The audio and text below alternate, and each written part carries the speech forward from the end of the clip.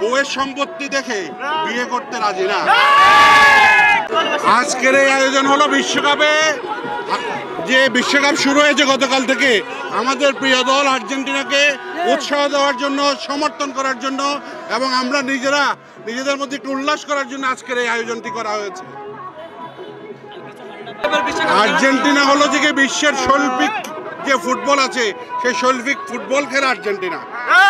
Maradona হলো যে শৈল্পিক ফুটবল জাদুকর। এরপরে লিওনেল মেসি, মাঝখানে আর কিছু কি আছে? তাইলে কেন আর্জেন্টিনা সাপোর্ট করবো না বলেন? আমরা বউয়ের সম্পত্তি দেখে বিয়ে করতে রাজি না।